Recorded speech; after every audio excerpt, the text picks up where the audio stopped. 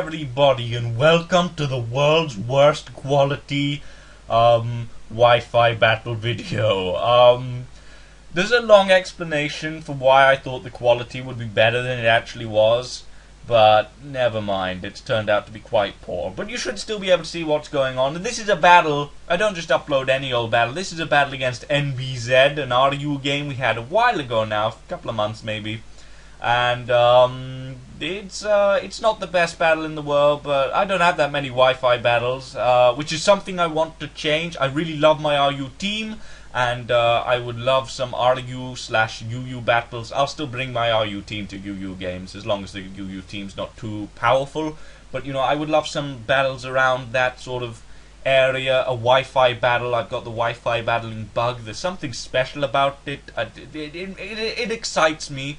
So if you want to Wi-Fi battle me, leave a comment and we'll try and hook that up. RU or UU. Can't do any other tiers really, and I would prefer RU over UU, but I will take UU. Anyway, let's get on with the show.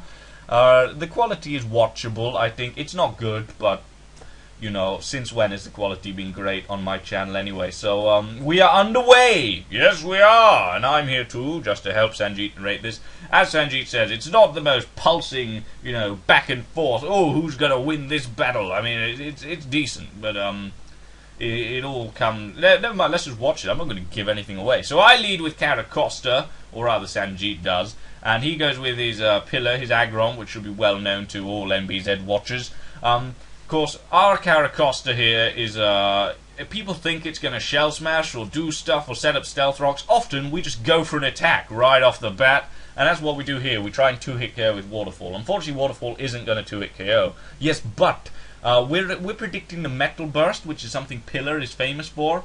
So, although maybe that's a shiny Agron that's the Pillar. Ooh, maybe this is a different one, I'm not sure.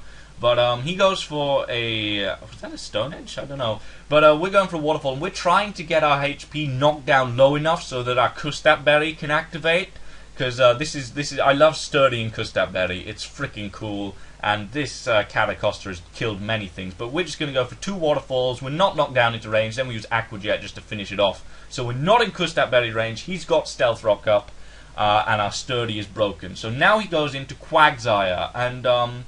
we're not too sure what to do, but we decide what we thought is we'll get Stealth Rock up and he'll probably Earthquake, and that probably won't kill us, and then we'll be in Kustat range and maybe we can switch out and come back in. But instead we Stealth Rock, but he's gone for the Toxic, so now we're just thinking, well, is Caracosta really worth keeping around?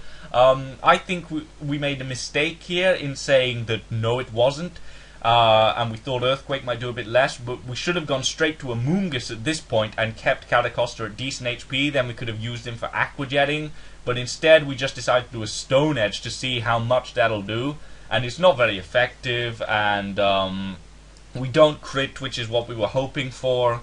So, and it really does a pathetic amount. Like, we thought Quagsire would be slightly less defensive than it was, and then we're going to be taken out by Toxic. So that didn't really work out. We were trying to, you know, get our Kustat activated so we could bring Caracosta in later, but really, we should have kept him at higher HP and gone straight to a Moongus then. But now we go to a Moongus trying to right our wrongs, and we're going to go for the Giga Drain, except we're not, because we are the clevers.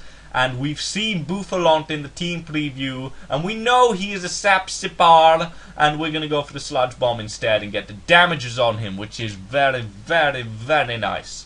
Yes, it is. It's very, very, very nice. Why are we doing this sort of very, very, very... Never mind. So we go for the Sludge Bomb, and now we think, well, we're at pretty much full HP, and so let's go for another one, because this Bouffalante's a pretty physical beast, and we're max physical defensive. I don't think we carry any special defensive EVs at all. Or maybe we carry, I don't know whether we carry an HP in defense, but certainly we are a defensively natured beast. So we're going to stay in and hit him with another Sludge Bomb, and after seeing that we can live the Stone Edge, we think, well, let's try and finish him off with another Sludge Bomb. But instead he decides he wants to keep his Bouffalante alive, and he goes into his Sigilif, Yavitl. I still don't know how to pronounce that legendary name, but it's a Sigilif, or a Siggy.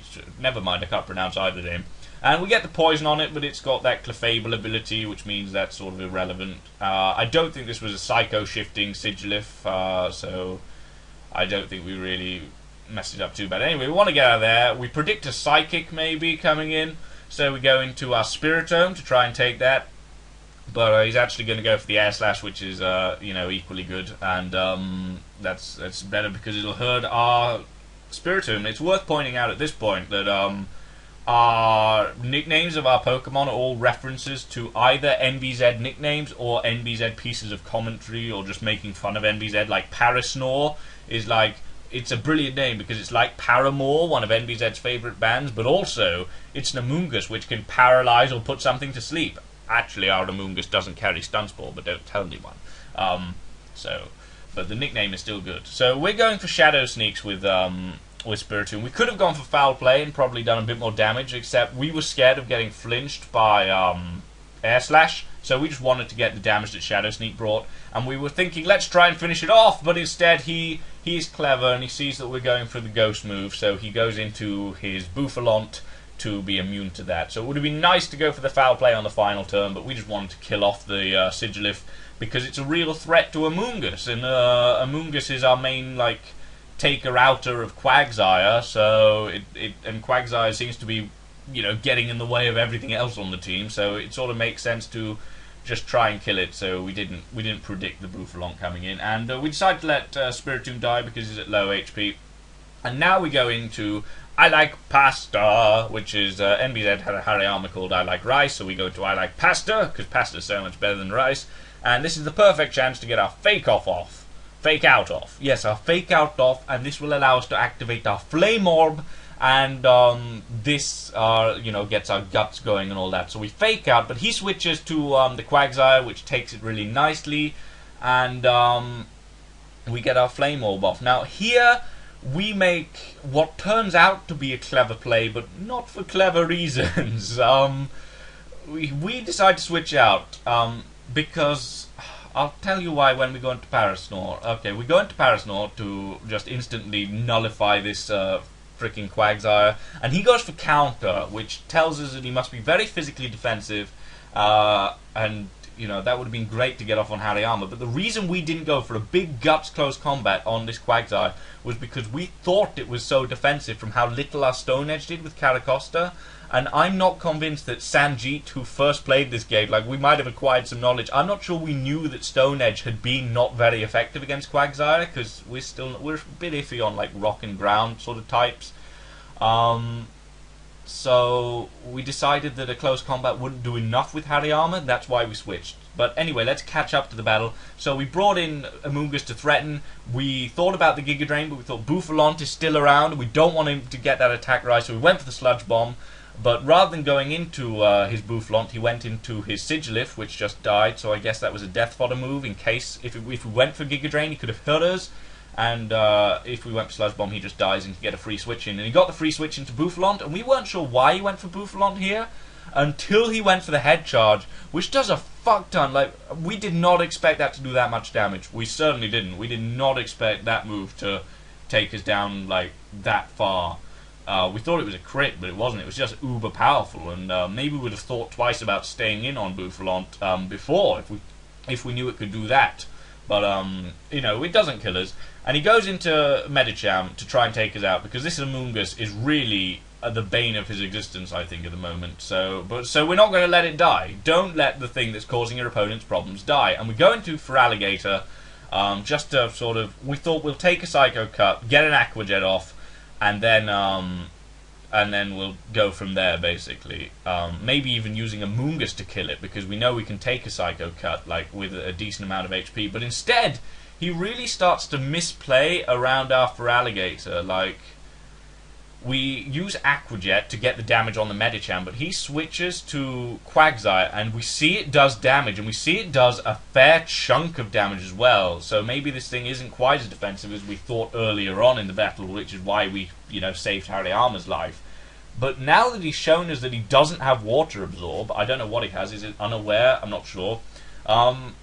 We go for the Waterfall here because we know we'll be faster and we'll just get a load of damage on it, and instead he switches back into Medicham, and I'm not too sure what. Maybe he just thought he thought we'd predict the counter, but we don't really care if Feraligatr lives or dies at this point, so we just want to damage on the Quagsire, to be honest, and then bring in something to finish it off. And He's just misplaying around our Feraligatr while we play probably fairly stupid. But then he goes into this thing.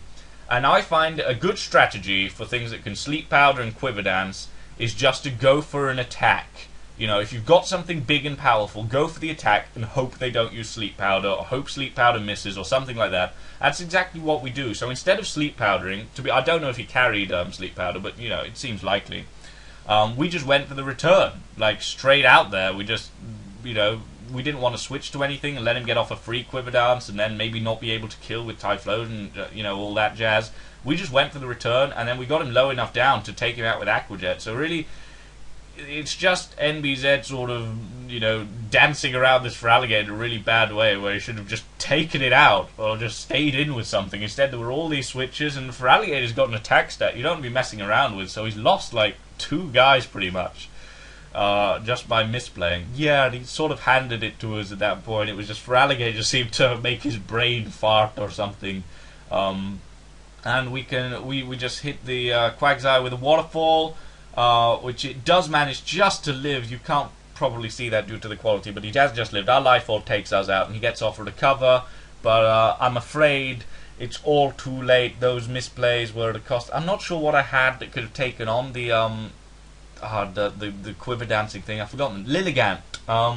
You know, we had Typhlosion, but, you know, with the special defense rises and the speed rises, then, you know, we probably couldn't have taken it out in one, so I've sort of forgotten what else we could use. But anyway, we're going to Typhlosion now, because he's the only guy we haven't used yet, I think. And we're just going to go with our Hidden Power Grass, just to finish the game. Typhlosion is called Dinner Time, because NBZ had a friend who had to leave a Wi-Fi battle for dinner once. Which was very, very funny nation, very early one, and we thought we called it Dinner Time. And player defeated NBZ, and that is our first ever victory against the man from NBZ. We've only played I don't know 3 times, and each of those times you know, I used a couple of I used a joke. We used like Stuffed Tear the first time. I used a Sunkern. The second time I used a gym team, like I think it was all grass and poison or something like that. And then this is the only time we properly fought, and maybe it won't be the last. I don't know. But I don't have that many teams, so I would only like to fight RU. And as I say, if any of you want to play an RU game against me, then please comment. So yeah, this wasn't the best game because, you know, I probably just played stupidly with a Feraligatr, and MBZ was going, aha, I will do this to counter his move. Wait, why is he doing that? That makes no sense. I don't even. And that sort of took out the second half of his team. So, but anyway, I thought I'd upload it because I don't really upload Wi-Fi battles, and the reason is the terrible quality. But if you would like to play me, you know, I just want games. I don't want to upload them, really. I just want to have the fun of playing. I know I could use, like, Smogon Wi-Fi Battle Finder, but I've never done that before. And, you know, Smogon with all their rules. I just like to play someone cool. So if you wanna, if you've got an RU team, please bring it on. Yeah, bring it on. But you will be playing both of us, you know. And both of us, you know, we're just... Our combined intellect is just too much for anyone to handle. Yeah. So, yeah, do drop us a line.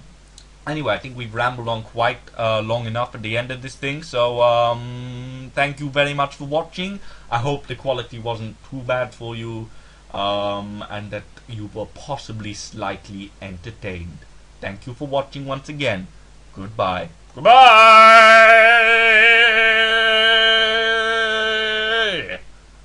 Always have to steal the show, don't you, Nigel? Don't you?